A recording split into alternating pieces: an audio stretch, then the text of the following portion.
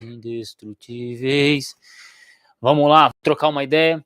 Quem for chegar nessa live, peço que se inscreva. Na descrição do vídeo encontra um curso de teologia, pagamento único. Vão aproveitar esse dia de frio que está sendo hoje e bora trocar uma ideia sobre isso. Eu vou compartilhar a live com alguns amigos aqui em alguns grupos, tá? Então, se você que chegar nessa live também faça o mesmo para nos apoiar.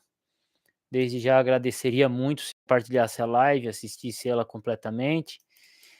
Ela vai ser uma live um pouco aleatória, eu vou falar de várias coisas muito importantes. E posteriormente, é isso.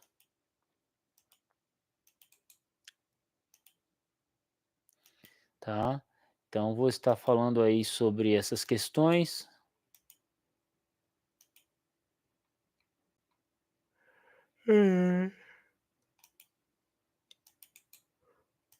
Vamos lá. E aguardando o pessoal chegar. Salve, Galvão! Tamo junto, meu amigo. Galvãozeira sumiu. Sumiu no mundo, Galvãozeira. E o Pix, nada? Mas brincadeira. Quem quiser me ajudar, meu Pix vai estar aqui no comentário fixado. Não, mas o tema não é chamativo não, Galvão. Eu vou trabalhar exatamente esse tema também, viu? Porque e isso foi uma coisa que eu estava refletindo hoje, né? Eu gravei 2 vídeos, um eu já subi e o outro eu gravei sobre vai subir amanhã, que é os santos ignorantes. O nome do vídeo de amanhã é chamativo, os santos ignorantes. Esse, cara, vai ser da hora. Então já coloquei o tema do vídeo, né? Já coloquei essa questão aí, então o vídeo de amanhã já tá gravado. E durante a gravação do vídeo, veio uma coisa que me chamou a atenção. Na observação do quanto que o, o vamos trabalhar, por exemplo, eu vou colocar até mais uma blusa, cara, que o bagulho tá frio aqui, vai ser frio. Tá frio o bagulho. Tá? Vamos lá. Ah, cara, quando a gente precisa de dinheiro, né, Salvagem? A gente corre atrás de live, né?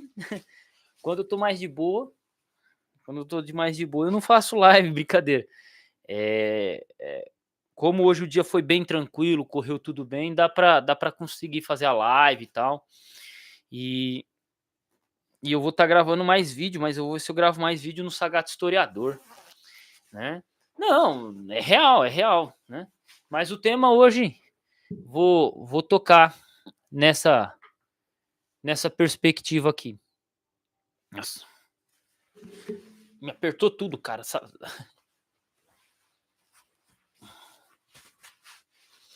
Nossa, me apertou tudo aqui. Mas, vamos lá. Por que eu tô gravando essa live em si? Nada de aulas, Galvão, nada. Tá friozão, cara, tá friozão.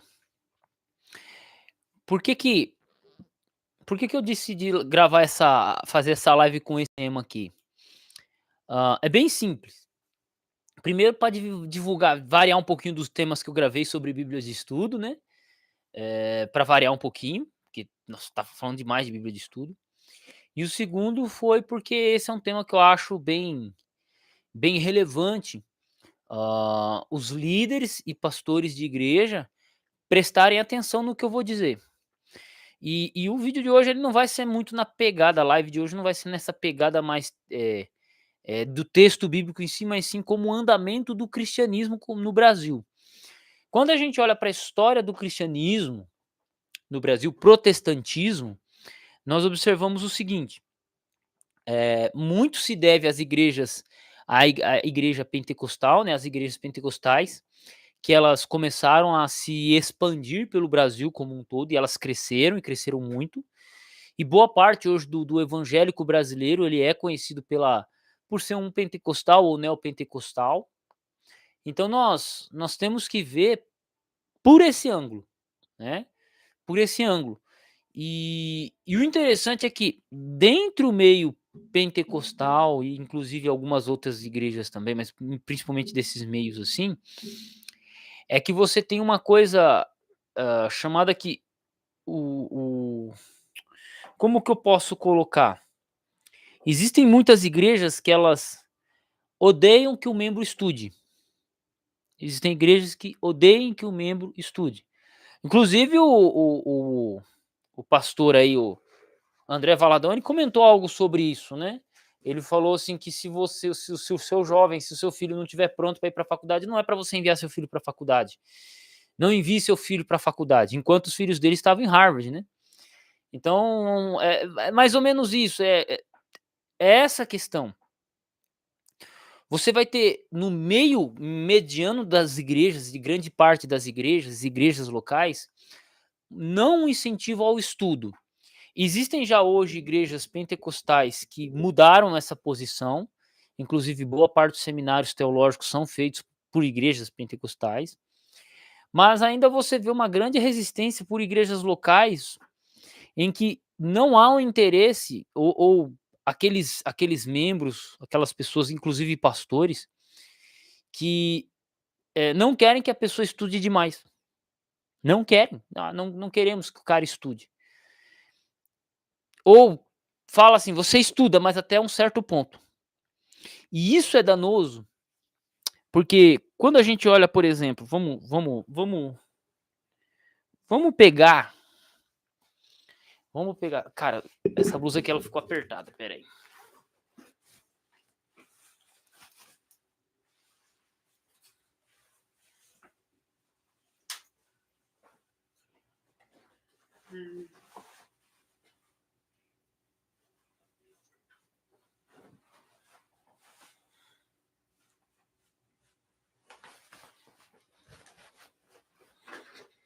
Vamos pegar, por exemplo,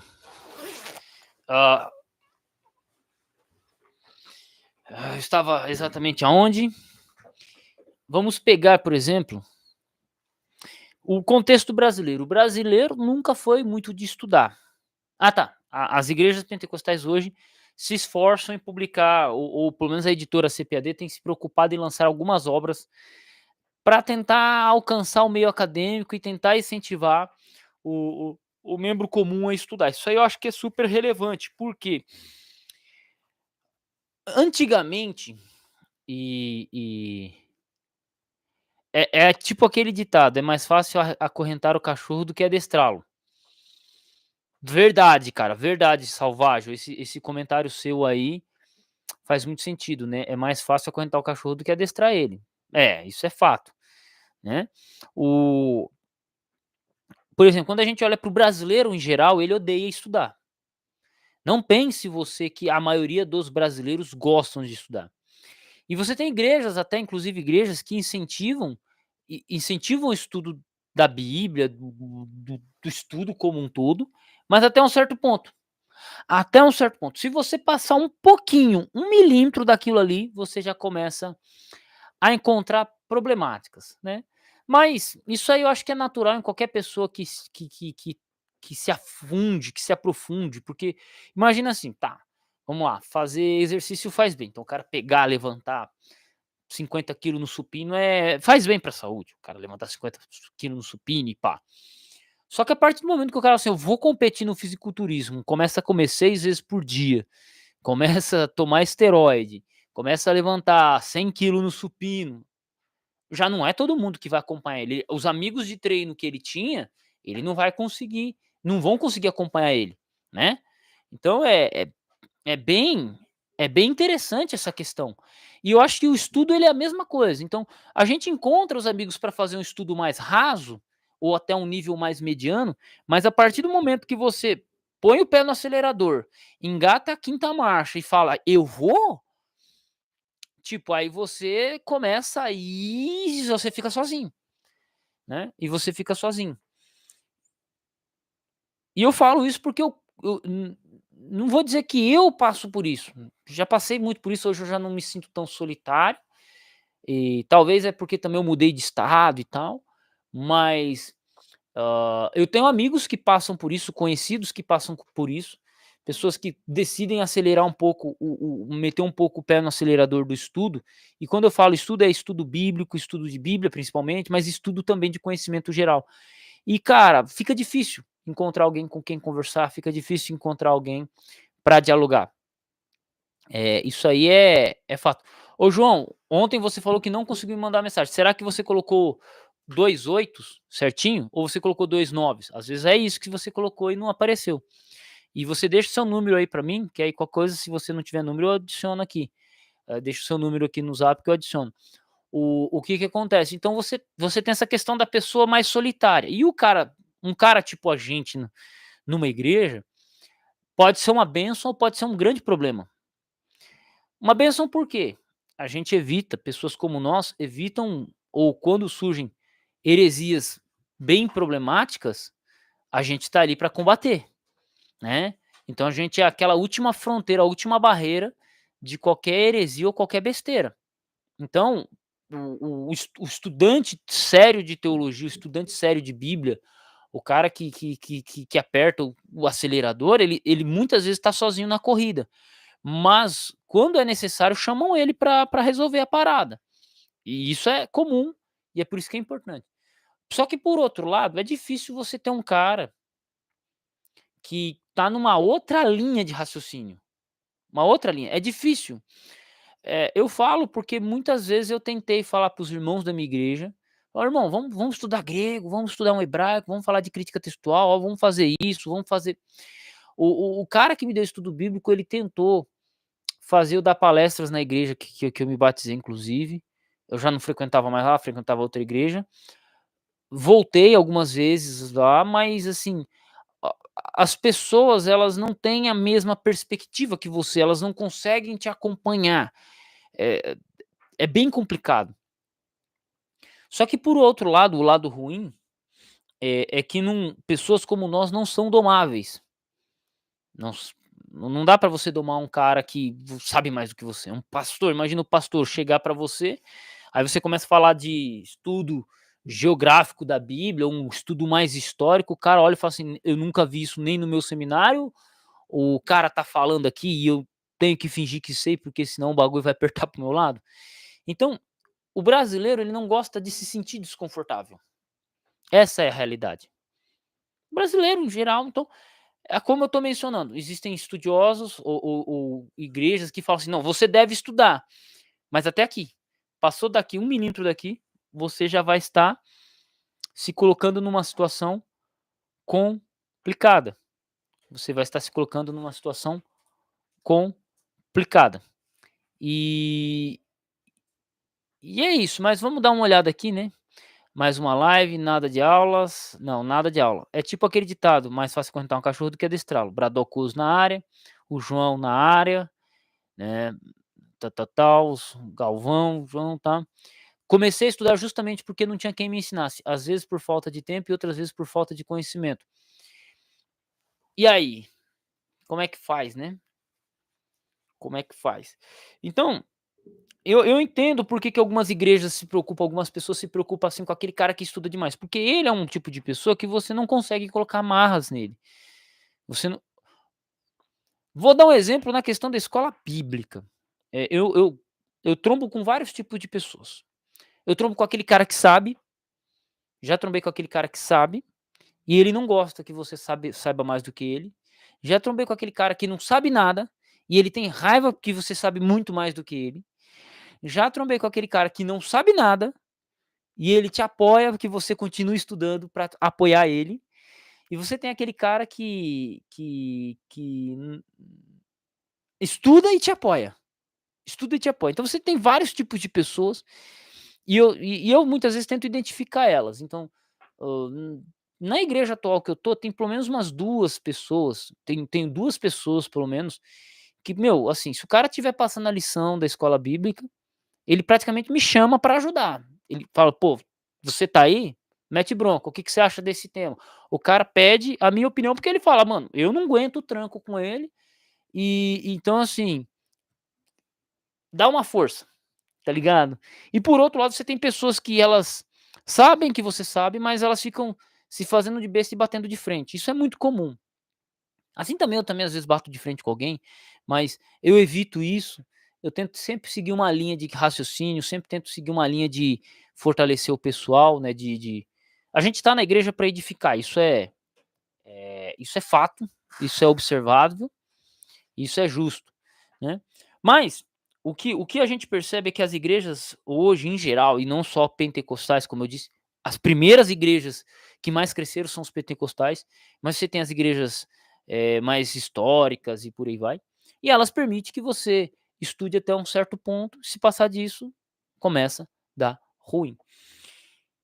E por que que eu falo que as igrejas têm que começar a mudar isso?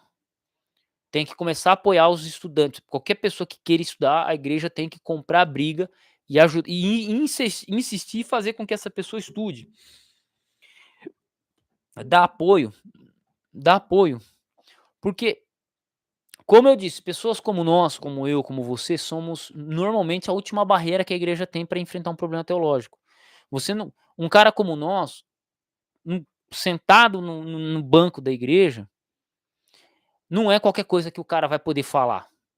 Não é qualquer coisa que o cara vai poder falar. Não vai poder falar. Só que para alguns pastores isso é ruim, porque imagina o cara defende a teologia da prosperidade, ele já não pode. Ele não vai poder ficar falando de teologia da prosperidade. Ah, o pastor gosta de pregar qualquer besteira lá na frente. Aí você tem um cara que tem mais conhecimento teológico e às vezes ou esse cara costuma pregar, então o pastor ele tem que estar no mesmo nível ou superior. Isso é obrigação do pastor. Só que você pega lá o pastor tem bacharel em alguma coisa. E o membro dele tem doutorado em teologia. Fala 4 idiomas, e aí, o que que vai acontecer? O pastor vai passar um apurado, por quê? Porque ele vai ter que refinar a metodologia dele de estudo, e dá trabalho, isso dá trabalho, né, isso dá trabalho. Cara, sobre essa questão de curral eleitoral, é uma boa, eu vou comentar, porque isso aí é interessante, é uma sacada legal pra gente trabalhar também, entra nisso que eu vou conversar também. Eu já fiz vídeo e live, acho que comentando sobre isso. Mas o que que acontece? Esse anti-intelectualismo que nós temos nas igrejas locais, essa falta de apoio que eles dão para as pessoas estudarem, ou a falta de interesse, ou até de desanimar um membro comum que queira estudar, ela vai se refletir na apologética nos próximos anos. Por quê? Eu tô na internet desde 2015, desde 2016. Esse canal, o vídeo mais antigo é do dia 8 de fevereiro de 2016, mas eu comecei em 2015, né? Eu já comecei lá, então a partir de meados de 2015 eu comecei publicar vídeos na internet com um amigo meu. E eu acompanho a internet desde que eu tenho internet em casa, desde 2011, né? Então, essas questões teológicas aí eu tô acompanhando desde 2012. Eu vi muito do desenvolvimento, assim como boa parte de vocês também. E uma coisa eu percebi que o questionamento, por exemplo, do ateu, né? O questionamento do ateu tem se refinado. Você tem um monte de nego falando besteira, mas querendo ou não, existe um certo refinamento nessa questão. E também na questão, por exemplo, do próprio catolicismo. Se a gente for falar de apologética católica há 5 anos atrás, não é mais a mesma coisa igual é hoje. Não é mais. E eu tô fazendo uma previsão aqui que esse negócio vai se espalhar mais ainda. Por quê? Nós temos uma figura muito importante na questão política, que é o Olavo de Carvalho. E ele levantou não só a direita no Brasil, assim, ele conseguiu unificar ideologicamente a direita, como ele também levantou ou ele se aliou e eu diria que ele estruturou em partes, em partes o que vai ser a apologética moderna. Então você vai ver hoje você entra na internet, no YouTube, eu estou dizendo exclusivamente do YouTube, você tem uma porrada de canal aí de gente que era seguidor e que é seguidor do Olavo de Carvalho, fazendo apologética católica, né, em defesa do catolicismo. Principalmente os carinhas ali, como que eu posso dizer? Aqueles, posso mencionar aqui Bernardo Kister, posso mencionar a galera do a galera do Brasil Paralelo. Você tem várias outras pessoas também, assim, que são aprendizes do Olavo de Carvalho e têm feito uma apologética católica no Brasil. E como é que eles estão trabalhando? A mesma estratégia que os jesuítas trabalharam, a educação. Então, veja, enquanto os protestantes, de maneira geral, nas suas igrejas locais, estão lutando contra a intelectualidade, e ainda isso é muito recorrente, mudou-se muito de um tempo para cá, mas ainda é muito recorrente, os católicos eles começaram um processo inverso, eles começaram a fazer uma apologética de intelectualização dos seus apologistas, né? Eles começaram esse processo. E que, se os protestantes não se atentarem, vai dar ruim. Vai dar ruim para os protestantes. Eu acredito que não tanto, porque o protestantismo ele tende a crescer mais. Só que aí nós temos duas frontes de observação, que é essa. O campo missionário e o campo apologético que nós tínhamos há alguns anos atrás não é mais o mesmo hoje. E a gente tem que se atentar. Nós temos que nos atentar, observar e analisar isso. É essa a proposta do que eu quero colocar na live. Então, se as igrejas hoje não começarem, e eu não digo igreja no sentido denominacional, a igreja como denominação geral, que toda igreja denominacional, que tem uma visão geral, eles querem que os membros estudem, mas eu digo igrejas locais, eu digo a igreja que você frequenta, a igreja que eu frequento, a igreja que nós frequentamos, a igreja local.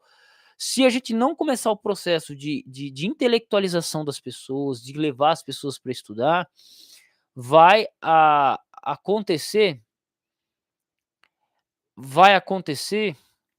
nessa proporção, tá? Vai acontecer nessa proporção. Então o protestantismo ele vai começar a perder espaço. Imagine, antigamente você falava assim, não, aqui Inquisição. Aí você explicava um pouco sobre a Inquisição e o católico não conhecia. Hoje você tem canal católico dizendo que a Inquisição foi uma coisa boa e fazendo uma releitura da Inquisição. Então, aquele conhecimento que você tinha sobre a Inquisição, hoje já não serve mais. Ele pode convencer um ou outro, mas em questão de material, você vai precisar de muito mais material, de muito mais abordagem. Não era só apresentar um livro e por aí vai, né? Então, seria nessa perspectiva. O Cunha falou um negócio, mas abrem mais igrejas evangélicas do que paróquias. O protestantismo expandiu e os católicos estagnaram. A internet e os centros de estudos não refletem ainda o que está lá fora. Concordo, Bruno, mas vamos lá. O nosso mundo hoje é na internet. O nosso mundo é a internet. E o que está acontecendo na internet se reflete no mundo real. O que está acontecendo, por exemplo, o que eu estou falando aqui, a internet ela mudou a cultura das pessoas. Então, o que acontece na internet vai ser levado lá fora. Antigamente, a pessoa, para ser famosa, ela tinha que estar o quê? Na Globo, fazer uma novela, apresentar um telejornal. Hoje não. Hoje o cara abre um canal no YouTube, bate 1 milhão de inscritos, ele é chamado para fazer novela. É chamado para fazer novela.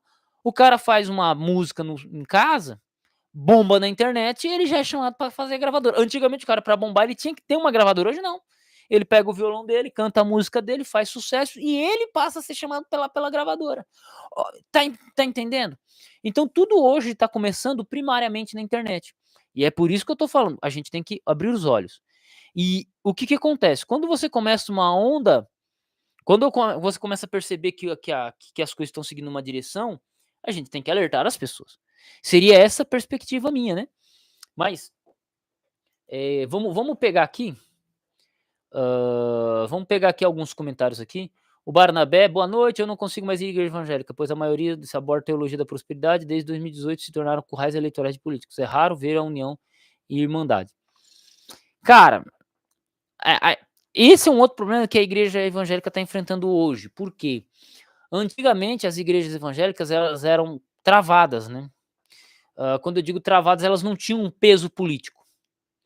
Desde 2014, com o crescimento protestante, percebeu-se que as igrejas são grandes currais eleitorais. Então, as igrejas, os membros das igrejas evangélicas, que são muito atuantes, estão sendo utilizados como massa de manobra política. Isso aí é normal. O Lula já falou isso. O Lula já falou isso. O Bolsonaro ganhou para presidente por causa de um apoio massivo dos evangélicos, né? Você se dizer protestante, olha só, você se dizer protestante e você bater de frente com um monte de gente, bater de frente com a Globo, quem é que te apoia? A Record. A Record. Talvez alguma coisa saia alguma coisa no SBT. Então, se você se considerar com um público evangélico, hoje é muito positivo. Tem funkeira que tá deixando de ser funkeiro, se tornando cantando música evangélica.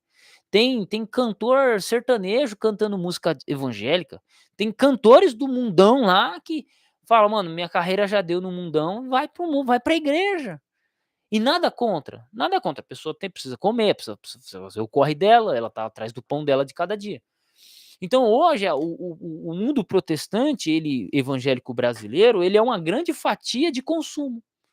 Um dos fatores que fizeram as novelas da Globo cair não foi o esquerdismo, foi o ódio que a Globo tinha com relação aos evangélicos. E a Globo, até vi um cara tentando comentar, acho que o Regis, ele fez uma observação muito técnica acerca disso. Regis da o Regis, ele faz uma observação, ele falou assim: "Ó, a igreja,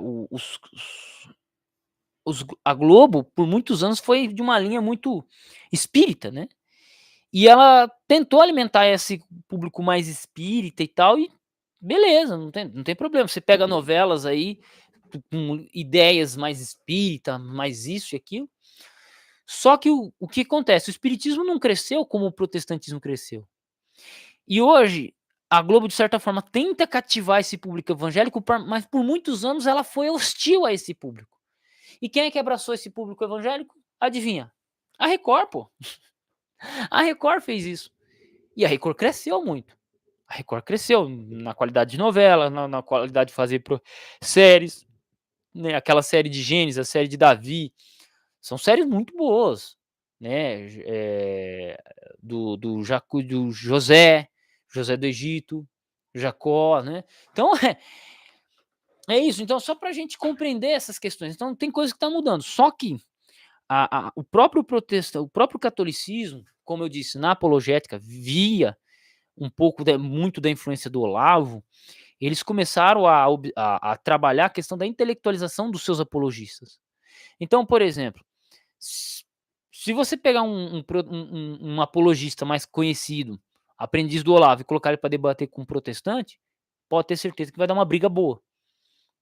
Isso se eu não torcer, isso se eu acabar não torcendo pro católico.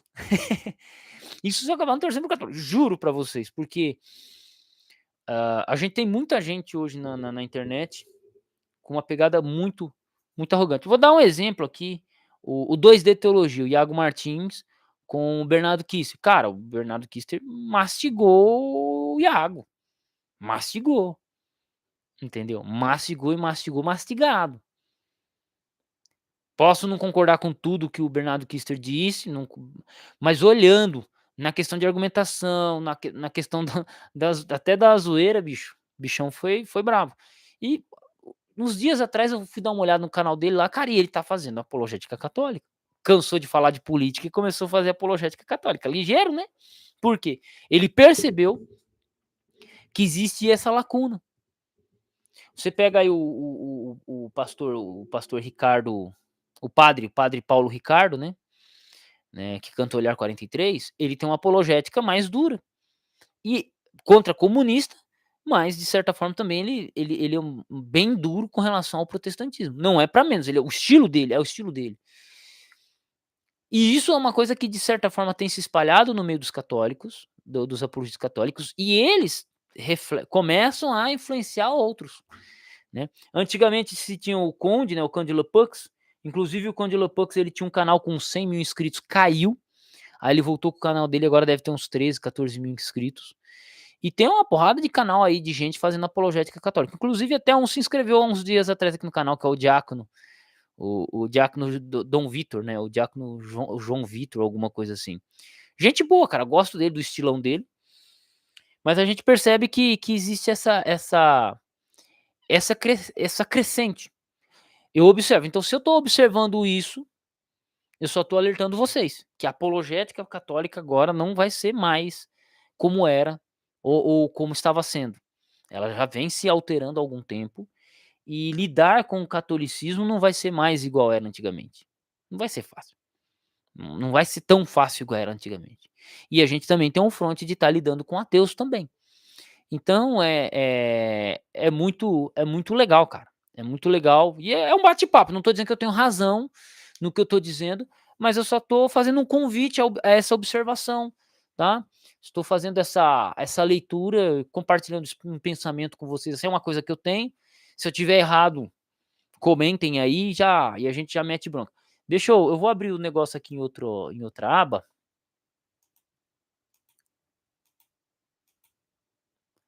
Abrir o chat em outra janela, tá. Então eu acho muito legal aqui, tá. Ah, vamos lá.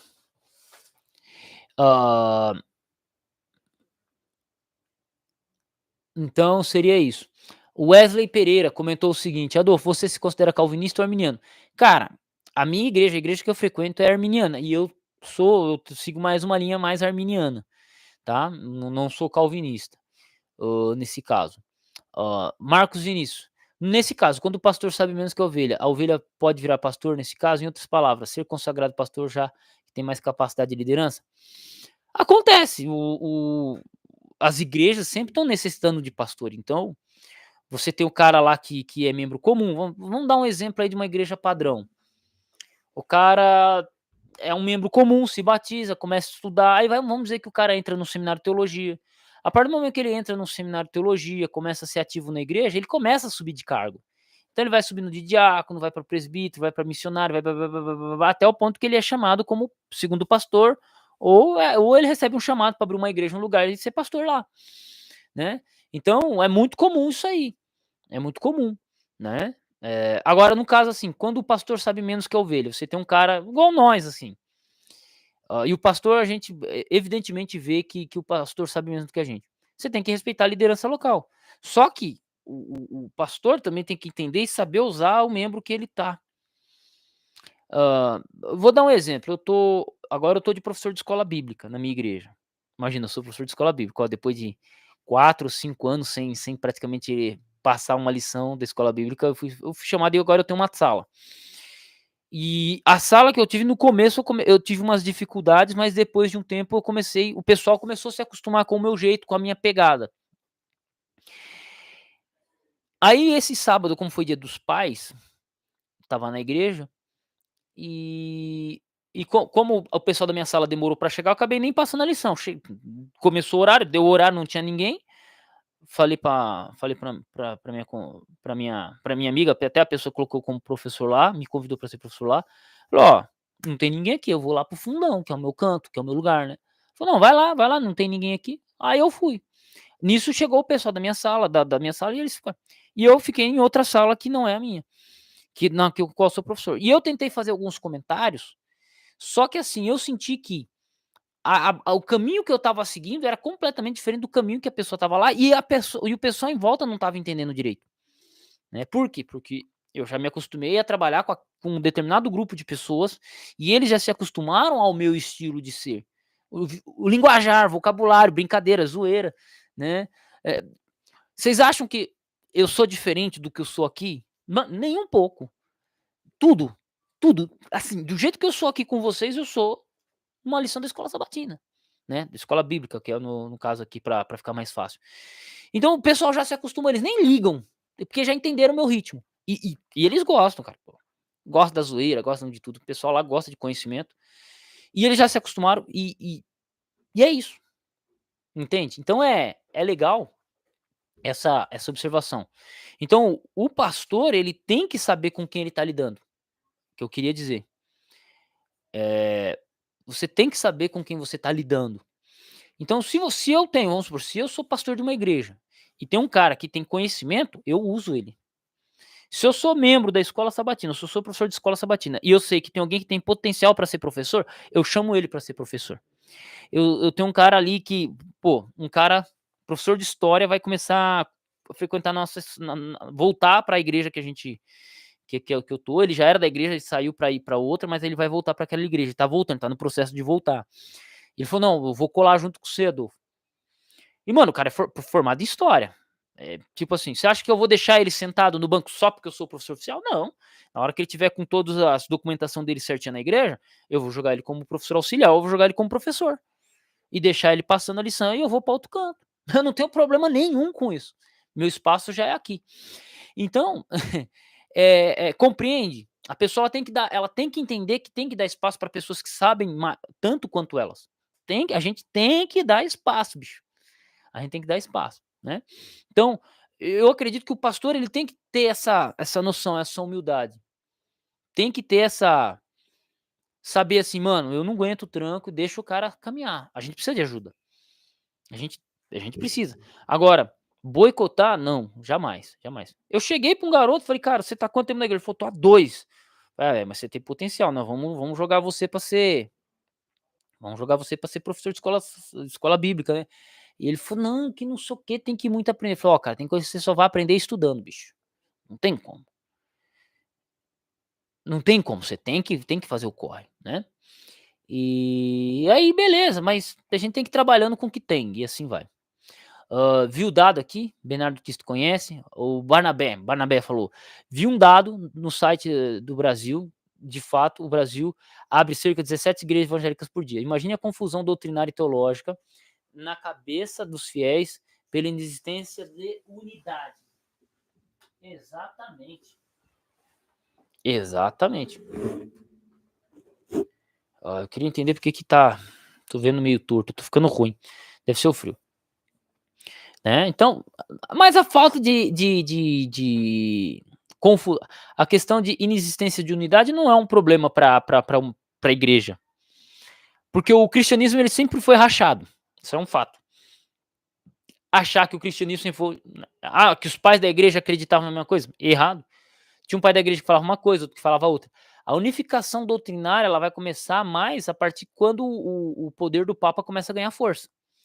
Então, na Igreja Católica, o Papa, quanto mais poder e quanto mais centralizado foi o poder no Papa, no Bispo de Roma, mais, com o passar do tempo, mais eles conseguiram manter uma linha doutrinária, podemos assim dizer. Mas ainda assim você tem muita discussão internamente, como em qualquer igreja.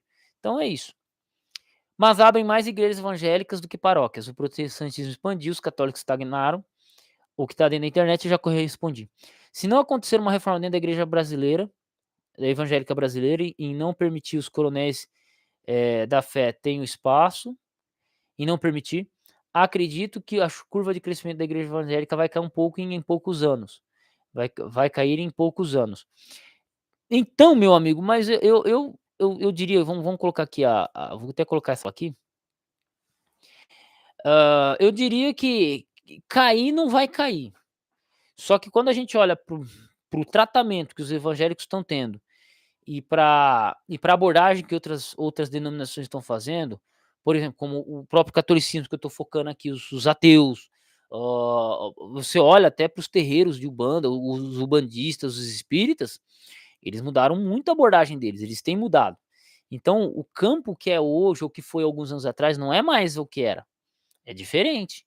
A gente tem que ficar ligeiro nisso aí, tem que ficar esperto. Se você não prestar atenção, dá ruim, tá? Lembrando, gente, que quem quiser dar um apoio para mim aí, ó, o Pix tá na descrição do vídeo, tá? Tá aqui na conversa, tem um comentário fixado, tá? Tá no comentário fixado, então quem puder dar uma força, uma doação via Pix para nós aí, eu agradeço desde já.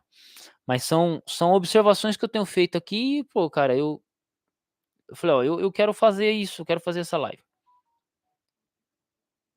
Opa,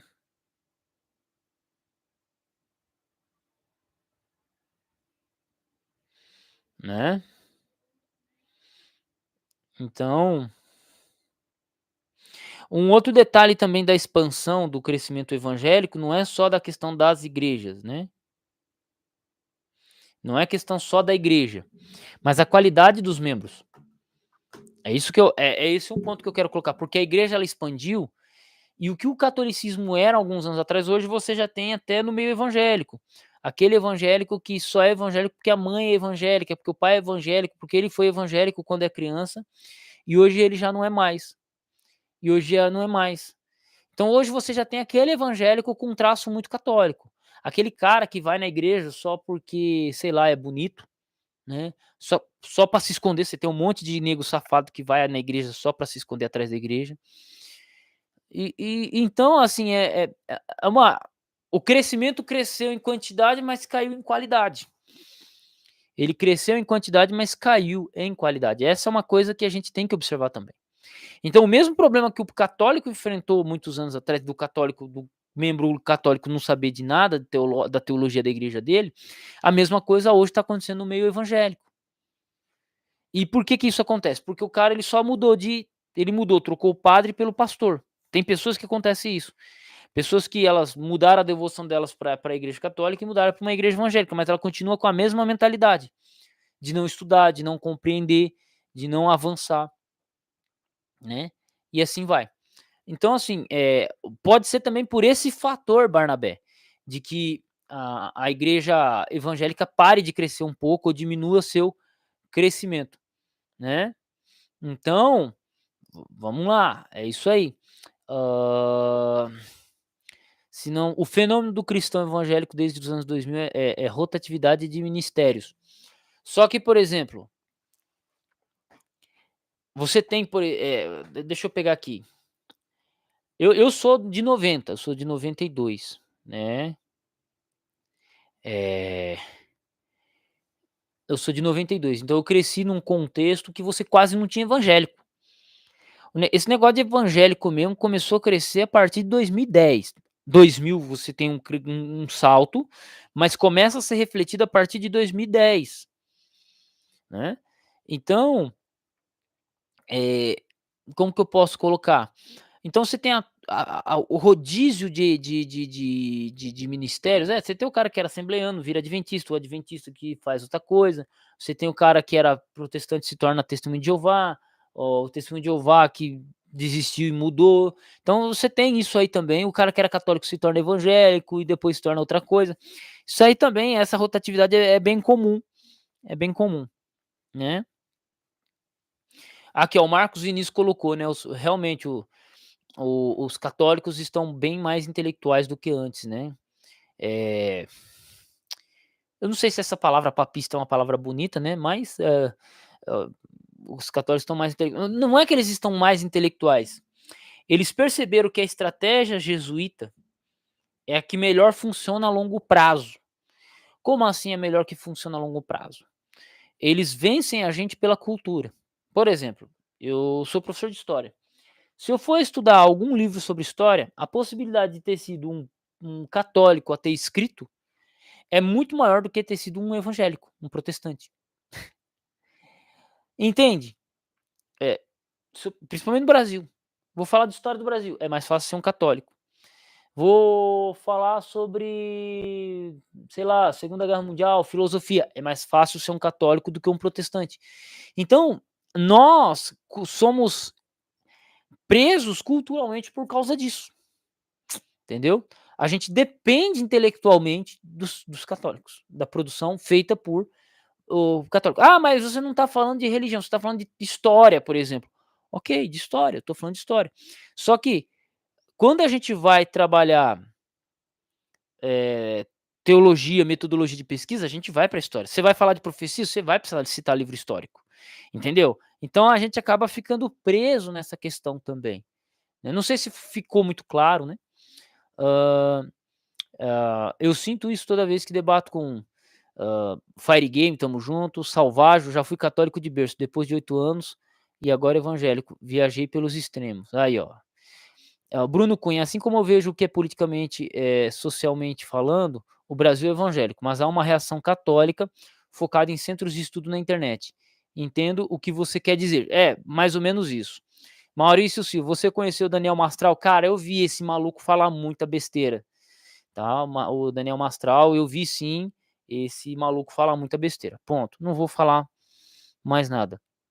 Maurício Silva, esse boom evangélico se deve muito ao neopentecostalismo. Sim, os protestantes raiz mesmo consideram o neopentecostalismo uma outra coisa.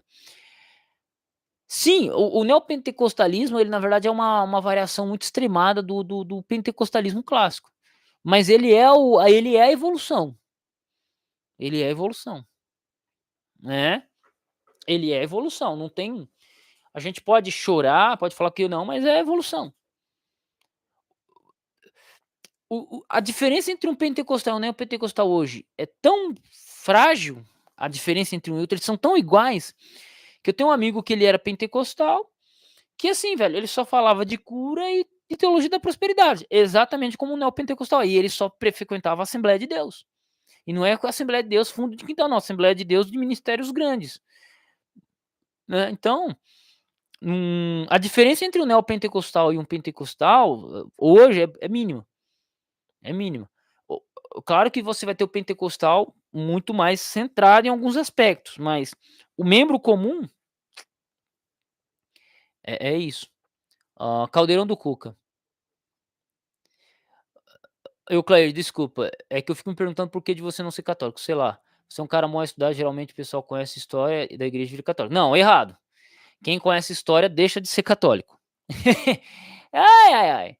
Quem conhece história deixa de ser católico. Se você parar para estudar história e os interesses das coisas, você deixa de ser católico. Ponto. Tá, então, Cuca, não se engane não, cara. Na verdade é um erro, porque se a gente for estudar, se você for estudar a fundo essa questão, por exemplo, vamos pegar os pais da igreja. O cara fala, estudei os pais da igreja e virei católico. Mas se você for dentro dos pais da igreja a fundo, estudar os caras de fato, você vai ver que eles divergiam teologicamente um do outro. Você vai ver que eles defendiam coisas que são heresias consideradas pela igreja católica atualmente. Então esse negócio de, eu li o pai da igreja e virei católico, não é uma coisa que cola muito comigo não, tá? E eu também não sou estudante de católico, assim, de pais da igreja e tal. O que eu conheço deles são mais a influência que eles têm no tocante à questão manuscritológica. Então eu vou conhecer um pai da igreja pela citação que ele faz de um texto bíblico, e não pela obra dele propriamente dita. Outro detalhe, eu não sou um cara que fica estudando filosofia. Eu não sou um cara que fica, a questão filosófica, eu estudo história. Eu gosto de história, né? Então, o que acontece? A minha percepção de história vai ser diferente do cara que estuda história do ponto de vista filosófico, porque aí já entra a interação católica, e é onde os católicos são fortes no Brasil. Não é à toa que, por exemplo, vamos pegar aqui um padre. A formação de um padre é 8 anos, 4 anos de filosofia e 4 anos de teologia. Então a gente percebe que na formação o padre católico ele tem a formação filosófica, então o domínio deles nessa área é maior. Simples assim. Mas eu não sou. Eu nunca fui católico, podemos assim dizer. Nunca fui católico. Sou católico de igreja que minha mãe frequentava, né? Minha mãe frequentava, mas também frequentava ter centro espírita. Mas eu nunca me disse, eu sou católico com orgulho, né? Logicamente, falando, não, eu sou católico porque eu vou na igreja católica, não vou em outra igreja, vou nessa porque minha mãe me manda aí, entende? Mas, essencialmente, a igreja que eu decidi pesar o pé mesmo foi a igreja protestante, fim de papo. Então, mas falar assim, eu conhecer história, eu vou ser católico, errado. É por conhecer história que eu não sou católico. É por saber o que a igreja católica fez no passado, é que eu não sou católico, velho, tá ligado? É simples assim. Entende? Ponto, né? Maurício Silva, eu estava vendo, se católico for seguir mesmo, é pesado. Exatamente. Exatamente, o Maurício Silva. Se o cara, mas tá começando uma galera nessa linha. Quem se converte ao catolicismo por causa de história não está em Cristo. Bruno, mas a gente tem que entender uma coisa, Cunha. O que está acontecendo? Vamos lá. Vamos pegar aqui. Vamos pegar aqui essa questão do coisa. O que acontece é que as igrejas hoje, principalmente as igrejas neopentecostais e tal, eles por muitos anos focaram muito na questão que Bíblia e somente a Bíblia, e Bíblia é regra de fé.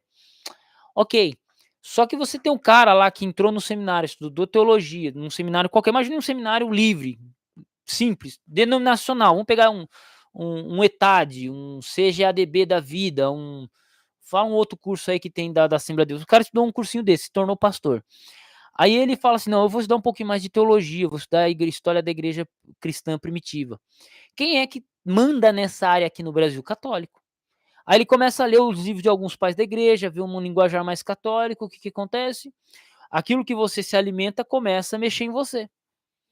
Então, é por isso que algumas pessoas têm essa impressão que se você estudar os pais da igreja, estudar a história da igreja, você se torna católico. Porque quem domina esse campo, e principalmente no campo filosófico, principalmente no campo filosófico, são os católicos.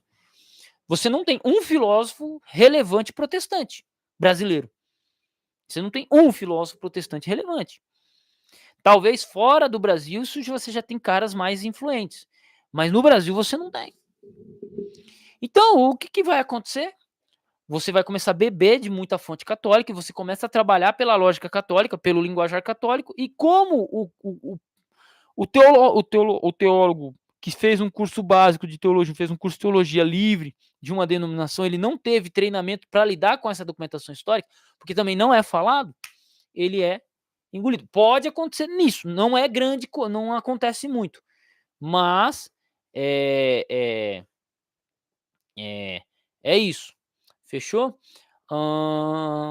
O Galvão ele pode me informar melhor aqui. Galvão, estou falando aqui de um ponto de vista que eu não sou especialista em filosofia, só estou dizendo uma questão, mas a gente já chega no seu comentário aí. Eu diria que o brasileiro ele é místico e os filhos dos evangélicos ortodoxos estão se tornando relativistas com respeito à escritura e à sua verdade. A volta de Jesus e juízo, evangélico místico. Cara, 100%, olha, concordo 100% com o seu comentário, ou pense um pouco. 100%, eu acho que assim, você está completamente correto. O brasileiro sempre foi místico. E esse misticismo passa para dentro da igreja evangélica. Inclusive, o vídeo que eu postei hoje, ele toca nisso aí, que é os Santos Ignorantes. Então, amanhã vai estar subindo um vídeo no canal chamado Santos Ignorantes, que são aqueles caras que eles querem que você acredite neles e não na escritura. Misticismo puro. Boa, é isso aí. Galvão, concordo com o Adolfo. Vejo que é uma estratégia católica apelar para história, cultura e filosofia. Dizer que eles construíram tudo. Muitos protestantes caem nesse discurso por ignorância. Por ignorância, ô Galvão. Completaria isso, né? Por ignorância. Místico não, liberais. Sim, o brasileiro também é muito liberal, libertinoso, tanto sexualmente quanto religiosamente. O brasileiro nunca teve problema em mudar de religião. Mas hoje existe uma reação protestante muito forte. Caldeirão do Cuca, quem conhece a história do cristianismo sabe que o catolicismo é só mais uma vertente cristã, e não o cristianismo. Não é à toa que o cristianismo oriental foi mais importante que Roma.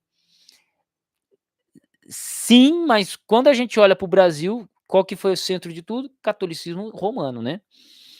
Adolfo, nem os melhores teólogos católicos da atualidade acreditam que a Igreja Católica é a verdadeira Igreja de Cristo, e por isso, e posso citar vários teólogos católicos. Porra, interessante, cara. Interessante. Depois você manda para mim, cara. Vai ser interessante pra gente manter essa conversa, né? O Caldeirão do Cuca entendeu o meu ponto de vista. Tamo junto. É isso aí.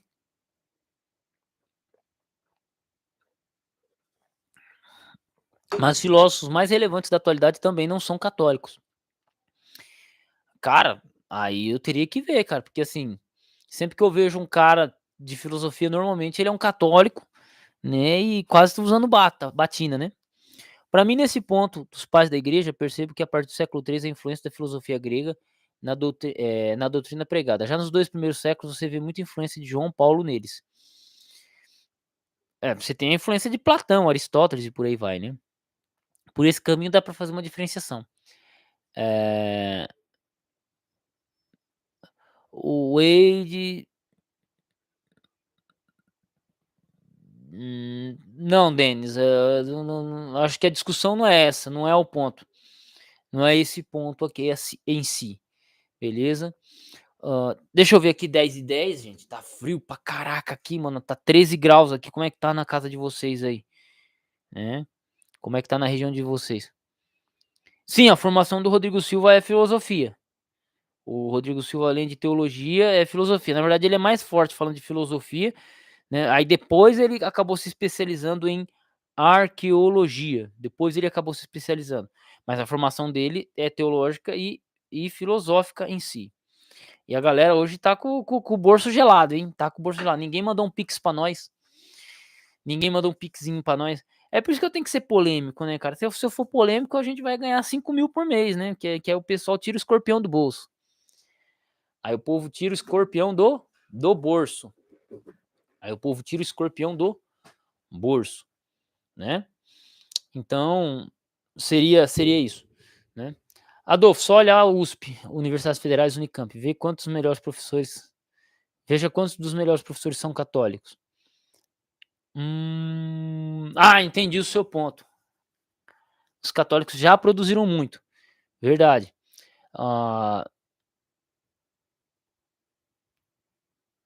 Mas passou. Quando lemos os pais da igreja, devemos perguntar àqueles que foram discípulos de Paulo e João. Agora, se o cara foi apenas um filósofo convertido, já dá para perceber. Isso que eu quis dizer. Entendi. Passou, Galvão, mas vamos lá. Vamos supor aqui, meu amigo. Eu estava lendo aqui um livro aqui, Roma e seu Império, as grandes civilizações do coisa. Eles são fortemente influenciados pela doutrina católica. Mesmo, vamos supor, se o cara não for católico, quando ele começa a citar algumas fontes, as fontes deles vão ser católicas.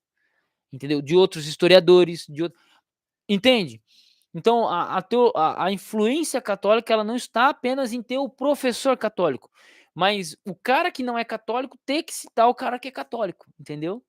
O cara é liberal, mas ele é obrigado a citar o autor católico. Então, a influência católica ainda nesse aspecto é muito grande. Eu vejo dessa forma, principalmente na filosofia.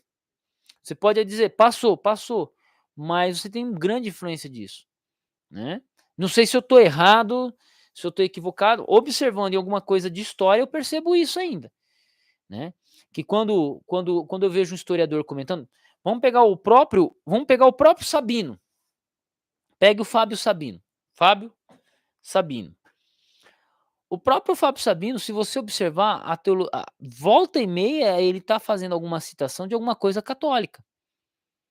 A própria abordagem dele, mais liberal, tem raízes católicas, entendeu? É isso. Não sei se eu fui claro nessa questão. Então, você tem essa influência. Quem ler a Bíblia, independentemente da leitura dos pais da igreja ou não, vai virar católico sabendo que na Bíblia fala para não ter imagem de escultura, ou que na Bíblia não ensina nada de terço. Vamos lá, Denis Wade. Agora nós vamos bater um papo muito, muito legal aí. O terço. Vamos lá. O terço. Olha só. Olha só que legal. O terço. A gente fala muito do terço. Mas se a gente olha para as igrejas evangélicas, você tem muita coisa que substitui o terço. É o círculo de oração. É o orar no monte. Né? É você fazer um pedido e colocar na caixinha. Tudo isso aí abre espaço para terço. E é coisa produzida por protestantes. Não estou falando de coisa de católico. Quando eu era criança, eu ouvia no rádio, o padre falando para colocar uma aguinha em cima do rádio. Pá. Minha mãe colocava o rádio do padre e ela colocava o copo de água lá para abençoar. E quantas pessoas eu vi isso? Quando eu comecei a fazer teologia em 2014, adivinha que tinha uma pessoa lá, uma pastora lá, um pastor e uma pastora tinha um programa de rádio. E sabe o que eles faziam? Olha só. Eles faziam a mesma coisa. Eles faziam a mesma coisa. Então, assim, se você parar para analisar, e aí eu quero que você seja frio, tá? Você pode até falar assim, o terço. Mas o terço, ele é uma evolução disso daqui que eu tô comentando. É disso daqui que eu tô comentando. Pra gente fazer orar uns 2 ou 3 Pai Nosso, um atrás do outro, não tá muito longe. Que é a oração modelo, não é? Não tá longe, não tá longe. É isso. Missa, batismo de bebê. Bom, aí vamos ter presbiterianos que defendem o batismo de bebês. Você tem dentro dos presbiterianos uma linha. Então, dentro do protestantismo, você já tem o batismo de bebê. A missa, se você for numa igreja luterana, é exatamente a missa católica. É quase que a mesma que a missa católica. Então, dentro do protestantismo, você tem essa questão do batismo de crianças e você tem a questão da missa. Você já parou para estudar um pouquinho mais de protestantismo? Você vai ver que é cabuloso, cara. Os verdadeiros pais da igreja, como o Diego Santo colocou, foram os autores do Novo Testamento. Os chamados pais da igreja já têm influência das doutrinas greco-romanas. Isso é legal, cara. Eu vou fazer uma live no outro canal sobre isso aí depois. Ah, sim. E comunista também, né, João Galvão? E muito mais militante comunista também. Ah, mas o terço é repetitivo com Ave Maria e Pai Nosso. Eu fui católico também. Mas veja que o princípio que eu estou mencionando para você, isso aí a gente sabe que o terço é oração repetitiva, o Pai Nosso, crê em Deus Pai, Ave Maria é repetitivo, ok? Mas veja que o princípio é o mesmo. O princípio que a gente chegou, que o católico chegou no terço, é o mesmo que o protestantismo está seguindo. Alguns protestantes estão seguindo. Se eu estiver viajando na maionese, é só meter bronca, né? Já ouviu falar na Associação Monfort? Não, acho que é esse o nome. Eles têm um site de apologética católica fundada por, se eu não me engano, Orlando Fideli. Aliás, até tem um canal dessa associação. Não, cara, eu não sabia, Caldeirão. Sério, velho. Juro pra você. Assim, sendo sincero, eu não conhecia. Não conhecia. Pô, depois eu vou pedir pra você deixar ali esse comentário fixado em algum lugar. Vou dar uma pesquisada. É, vou dar uma pesquisada. Então, cara, isso é legal, sabe? Pô, gostei. Eu gostei do tema aí, o caldeirãozinho da cuca. Cuidado com a cuca, que a cuca te pega daqui, te pega de lá. Cuidado com a cuca, que a cuca te pega daqui, te pega de lá. Oh, quem não lembra dessa música da Cuca, hein? Cássia Eller cantando, hein? Cuidado com a cuca, que a cuca te pega daqui, te pega de lá. Hã? Ai, ai. Mas seria isso, gente. Seria essa questão. Batemos 1 hora de live. Ah, Porra, eu gosto dos inscritos do meu canal por causa disso aí, velho. Os caras sempre trazem uma coisa legal aqui pra gente conversar, pra gente bater um papo. E é isso. Quem puder dar uma força pra mim aí via doação Pix, cara, eu agradeço desde já. Vou agradecer muito. Vou agradecer muito, sim, tá? E vai ser muito útil pra mim, beleza? É, é isso, tá? Então, quem puder fazer uma doação via Pix, agradeço desde já e tamo junto. Fechou? Ah, as escrituras são judaicas, assim como as profecias dos apóstolos. Se você despreza essa raiz, pode virar qualquer coisa, inclusive católico. Mas até o. Aí que tá o quebrada da fiel. Até o protestantismo se nega a isso. Ele se nega, né? Ele se nega. O protestantismo, ele nega isso. Como? Teologia da substituição, que é muito forte, inclusive, no meio tradicional e no meio católico e evangélico, dos pentecostais, entendeu? Tanto que hoje você tem um negócio chamado Nova Perspectiva Paulina e muita gente bate de frente com isso, né? Só acho difícil de alguém presbiteriano, luterano, pessoas de outras denominações que sabem o que está na Bíblia resolvem se tornar católicos. Se for para viver uma vida sem querer seguir o que realmente está na palavra de Deus. É que acontece o seguinte, Denis Wade, aí nós entramos num outro aspecto que é o ecumenismo. A partir de 1900, com um cara chamado Adolf Deisman, ele começou um processo de ecumenismo. Adolf Deisman, ele foi um dos caras que atuaram nessa perspectiva. Então, o que acontece? A teologia luterana, ela não é a teologia luterana, a teologia anglicana, elas não são muito diferentes da teologia católica. A liturgia, a construção, não é diferente, cara. Não é diferente. A construção de igreja também é muito parecida com a igreja católica. Então, assim, é isso. O presbiteriano ele já vai ser um pouco mais diferenciado, um pouco mais distante do que o luterano do catolicismo. Isso aí é fato. Porém, quando como que eu posso colocar? Ah, por, você colocou assim, sabe o que está na Bíblia. A questão é, vamos para a questão filosófica. Olha a argumentação católica, e é uma argumentação que parece fazer sentido. Se o católico diz assim, ó, a Igreja Católica ela tá aí há muito tempo, desde o quarto século. Se o católico afirmar isso, ele vai dizer que não, que é desde o tempo de Cristo, que a Igreja Católica é desde o tempo de Cristo. A Igreja Católica existe desde o quarto século. Se o católico afirmar isso, ele fala assim, então, quem foi que definiu o cânon da Bíblia que você usa? A Igreja Católica. Então ele fala, o católico vai dizer assim, então quem definiu o cânon, o que é escritura sagrada, não é a igreja. Se a igreja tem poder ou tem autoridade para decidir o que é escritura sagrada, logo a escritura sagrada é submissa à igreja. Por quê? A escritura sagrada veio antes ou veio depois da igreja? Claro que a igreja veio antes da escritura sagrada. Porque se não tinha igreja, quem é que ia escrever? Então, pare e pensa nessa argumentação. É uma argumentação lógica que faz sentido. Se você não tiver preparado para levar uma lapada dessa, meu amigo, esquece. Você vai tomar uma no queixo e vai acordar no dia seguinte. A questão é que não era a Igreja Católica Apostólica Romana. Só que se o cara levar, se o católico ele jogar isso pro lado católico e pegar um protestante desprevenido, é uma no queixo. Aí o que acontece? O cara ele começa a estudar, começa a ler, começa a ver a organização do culto, como que era a organização do culto, dá um pouco da discussão doutrinária. E ele percebe, falou, não, mas peraí, muito disso aqui eu vejo aonde? Na Igreja Católica. Ah, então a Igreja Católica é a verdadeira. Então, para nós, que eu que não fico estudando o pai da igreja, não é difícil, não é fácil cair numa balela dessa. Só que se o cara se dedica a um estudo muito mais detalhado nesse aspecto e ele não tiver preparado, ele cai nessa.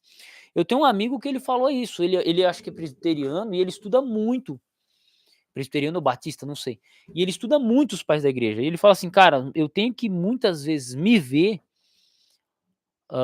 ou parando para raciocinar, porque senão você acaba pensando só na questão, pensando como um católico. Acontece, velho, acontece. Então, não é um grau tão grande, mas pode acontecer. Então, você pode falar assim: "Ah, acho difícil a pessoa saber o que está na Bíblia". Só que a questão é, nós, protestantes, ou eu, por exemplo, parto do quê? De que a Bíblia é verdadeira e que a Bíblia é essa. Só que se a gente for mais a fundo, começar a questionar, tá, e antes da Bíblia? E antes? E você começa a questionar, você pode ficar meio abalado. E tem pessoas que se abalam. E não condeno elas por se abalarem. Eu não condeno. A gente tem que parar e pensar, mas por que a pessoa chegou nessa conclusão? Então, se você parar para pensar, não é um bagulho muito distante da realidade, tá ligado? Eu não caio nessa, mas tem pessoas que vão cair, entendeu? É isso. Ixi, 12 graus, aqui já tá 13, da hora. É, a apologética Monfort tem uma base bastante forte em documento da Igreja Católica, Catecismo e Obra dos Santos. Não é uma teologia de verdade, na realidade eles estão na Idade Média ainda. Escrever uma coisa, querer ser superior à palavra de Deus é outra. Mas aí que tá. Eu falei superior, mas eles colocam a autoridade da igreja igual à autoridade da escritura. É aí que tá. E se você não tiver preparado para lidar com essa argumentação, Wade, vai tomar paulada. É isso aí. João Galvão, é tipo isso daí, o caldeirão da cuca. É isso daí mesmo. Entretanto, tais documentos foram feitos para tratar de temas pertinentes aos aspectos dogmáticos da igreja. Portanto, é meio que óbvio que o material seria utilizado. É. Gente, bateu 10h30, frio de lascar. Eu agradeço aí a presença de vocês na live aqui. Ela vai ficar online um pouquinho. Depois eu vou jogar ela lá no canal do Bucaneiro Clair, tá? Que é o meu repositório de lives. Fechou? E é isso aí. Então tamo junto. Quem puder dar uma força, uma doaçãozinha para nós aí, eu agradeço desde já. Tamo junto no campo de batalha e fui.